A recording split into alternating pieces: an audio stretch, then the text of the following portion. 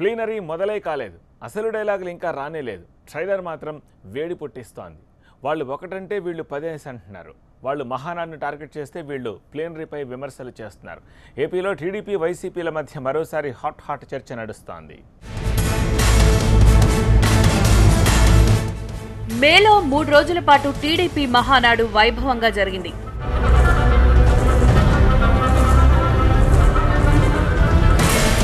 ఇప్పుడు YCP plenary 2 రోజుల పాటు జరగబోతోంది.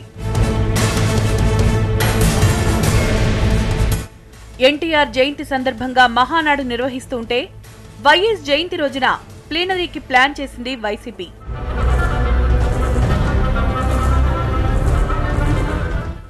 మంగళగిరి నాగార్జున యూనివర్సిటీ ఎదురుగా ఉన్న ఖాళీ స్థలంలో ప్లీనరీకి పెద్ద ఎత్తున ఏర్పాట్లు చేశారు ప్రతిపక్ష పార్టీ నేతలు. ఏపీలోని 13 జిల్లాలతో పాటు తెలంగాణ నుంచి ప్రతినిధులు దీనికి హాజరవుతారు. 18 తీర్మానాలను ప్లీనరీలో చర్చించి ఆమోదిస్తారు. అసలు ప్రారంభం కాకముందే ప్లీనరీ కేంద్రంగా టీడీపీ వైసీపీల మధ్య మాటకు మాట నడుస్తోంది.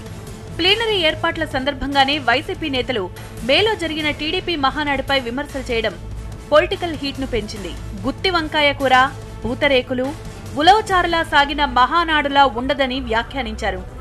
దీనిపై టీడీపీ తీవ్రంగానే స్పందించింది. ప్లీనరీ పేరుతో జగన్ అవినీతి మహోత్సవాలు జరపడానికి సిద్ధమయ్యారని విమర్శించారు మంత్రి దేవినేని ఉమా. ఈ 3 ఏళ్లలో 450 రోజులు కోర్టుల చుట్టూ తిరుగుతూ సొంత వ్యవహారాలు చక్కబెట్టుకున్న జగనా తమను విమర్శించేది అని ఆగ్రహం వ్యక్తం చేశారు ఉమా.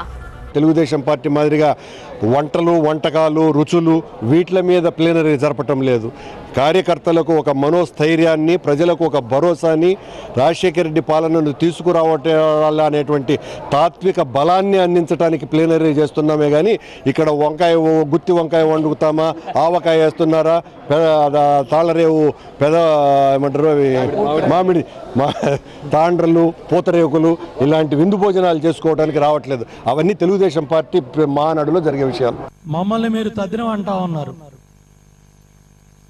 అవినీతి డబ్బుతో అవినీతి మహోత్సవాలు చేసే మీ ప్లీనరీల్ని ప్రజలు ఏమనాలని నేను అడుగుతా ఉన్నా.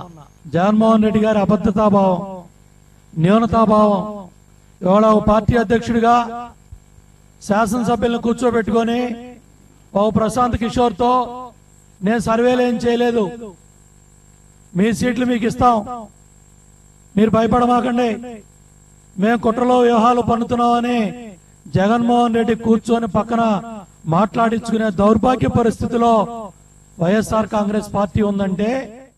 ఇలా వంటకాలు కూడా ఏపీ రాజకీయాల్లో హాట్ డిస్కషన్ కు కేంద్రంగా మారాయి.